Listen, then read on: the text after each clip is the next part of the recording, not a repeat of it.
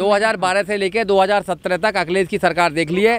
इस देश में सबसे ज्यादा दंगे उत्तर प्रदेश में हुए जब अखिलेश की सरकार थी। मुजफ्फरनगर किसकी सरकार में हुआ? अखिलेश की सरकार में हुआ ना मुजफ्फरनगर। कितने मुस्लिम लोगों को वहां पर नुकसान हुआ, कितने। वो कहते बीजेपी ने करवाया था। कोई बीजेपी ने नहीं करवाया। आप बीजेपी की सरकार आप तो नहीं हो रहे हैं। जब उनकी सरकार होती है तो दंगे होते हैं, अखलाक का केस होता है दादरी के अंदर। तो उनकी सरकार में ना तो दलितों को कोई न्याय मिलता है, ना मुसलमानों को न्याय मिलता है। वोट चाहिए उनको, बस वोट दे दीजिए उनको, अखिलेश को मुख्यमंत्री बना दीजिए और बाद में फिर डंडा पड़ेगा। जो बहन कुमारी मायावती की सरकार में जो दलितों को प्रमोशन दिया था रिजर्वेशन के अंदर, उसको उन्होंने डिमोशन करने का काम किया था। और उनके जो पिताजी हैं मुलायम सिंह यादव, कहते हैं रेप के केस पे कहते हैं कि बच्चों से गलती हो जाए तो फांसी दोगे क्या? तो ऐसी सरकार नहीं आनी चाहिए। बहन जी की सरकार आनी चाहिए। बहन जी की सरकार आएगी। तो 2019 में पता नहीं था आपको इस बात का? देखिए, समीकरण होती हैं, राजनीतिक समीकरण बनती हैं। हमने बहुत दिन के बाद में उनसे समझौता किया, मगर चीटिंग की उन्होंने फिर दोबारा।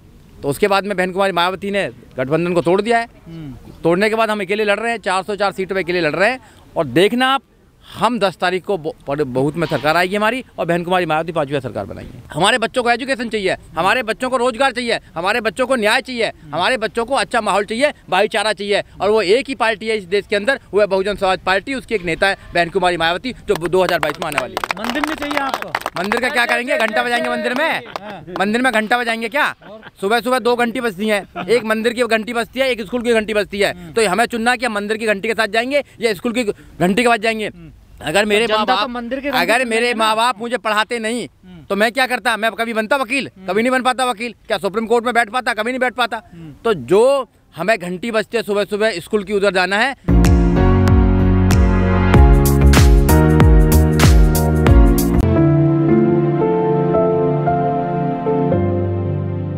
सर, लगातार बहन जी चुनावी जनसभाएं कर रही हैं, क्या कोई परिवर्तन होगा इन जनसभाओं से, या कुछ देरी हो गई है इनमें भी? कोई देरी नहीं हुई है, परिवर्तन होगा। 10 मार्च को बहन कुमारी मायावती उत्तर प्रदेश की 5 बार मुख्यमंत्री बन रही हैं। इधर देख के। क्योंकि उत्तर प्रदेश की 24 करोड़ जो जनता है उसने मन बना लिया है कि 2007 से लेकर 2012 तक जो बहन जी का शासन रहा है, कानून के द्वारा कानून का राज रहा है, वो फिर दोबारा जनता मांग रही है। क्योंकि अखिलेश की सरकार भी देख ली है, बाबा की थोको सरकार भी देख ली है। यहाँ कानून का राज नहीं है, यहाँ पर है पुलिस राज। पुलिस उठा कर ले जाती है और उसके बाद किसी को भी मार देती है। आपने देखा होगा आगरे का केस। तो अब की बार वो बहन कुमारी मायावती की सरकार चाह रही है, और 24 में तो सेंटर से जाएंगे और 22 में यहाँ से जाएंगे। तो सरकार आ रही है बहुजन समाज पार्टी। ये जो जनसभा हो रही है, इनसे क्या सियासी समीकरण? देखो, जनसभा पहले तो बोल रहे बहन जी निकल रही है। अब बहन जी निकल रही है। कोविड भी था देश के अंदर, कोविड चल रहा था, कोविड-19 था, उसकी गाइडलाइन थी, परमिशन नहीं मिल पा रही थी। बहन जी काम कर रही थी, अच्छे कैंडिडेट दिए बहन कुमारी मायावती ने। बहन जी ने कहा कि 50% नौजवानों को भागीदारी देंगे। तो 50% से ज़्यादा नौजवानों को टिकट देने का काम किया है। वो लंबे समय से अपने क्षेत्रों में काम कर रहे हैं। उसके बाद जब बहन जी निकली हैं, पश्चिम में निकली हैं, पश्चिम में हुआ था, पश्चिम का जितना भी था वोट वो सब परिवर्तन होगा बहुजन समाज पार्टी की तरफ। 2 चरण के चुनाव हुए हैं, दोनों चरण के चुनाव में हाथी चल रहा है, हाथी की हवा चल रही है। ये मीडिया में बैठकर, एसी रूम में बैठकर ये हवा चलाते रहते, कभी अखिलेश की हवा चल रही है, कभी बाबा की हवा चल रही है। हमारे 22% वोट उत्तर प्रदेश के अंदर, हमारी हवा नहीं चल रही।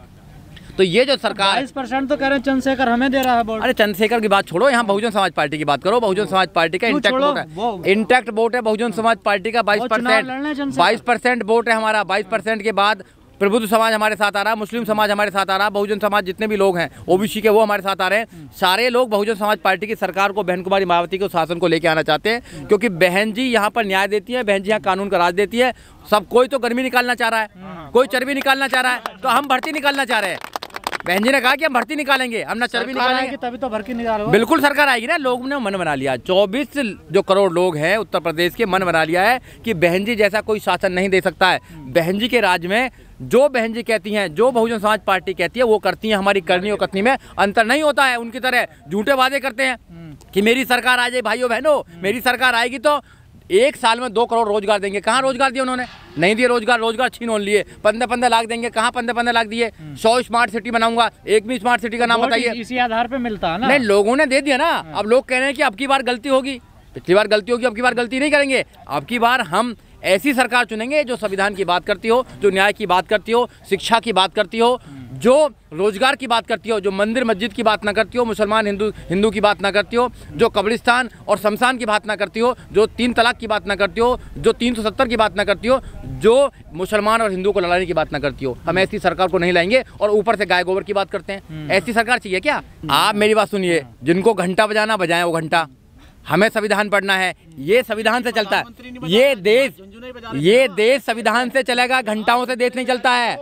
वो बता रहे हैं कि अरे सब कुछ है। वो तो जहाँ चाहते हैं वहाँ वैसे हो जाते हैं, उनको उनकी तो छोड़ो। योगी जी मंदिर में बैठते थे, आज मुख्यमंत्री बन गए ना। आप मेरी बात सुनिए, लोगों ने तो लोग वो इसी गलती को सुधारना चाह रहे हैं ना। लोगों ने कहा कि जिन बाबाओं को मंदिर में बैठना चाहिए उनको हमने सत्ता सौंप दी है, अब उन पर देश नहीं चल रहा है, उन पे उत्तर प्रदेश नहीं चल रहा है। उन्होंने मन बना लिया कि उत्तर प्रदेश नहीं चल रहा है तो इनको हटाना है। जनता ने बैठाया, जनता ने मन बना लिया, जनता हटा देगी उनको 2022 में। चिंता क्यों कर रहे हो? फिर दोबारा बहुजन समाज पार्टी उनके साथ है। कहाँ जनता साथ है? मीडिया साथ है उनके साथ में, जनता साथ नहीं है।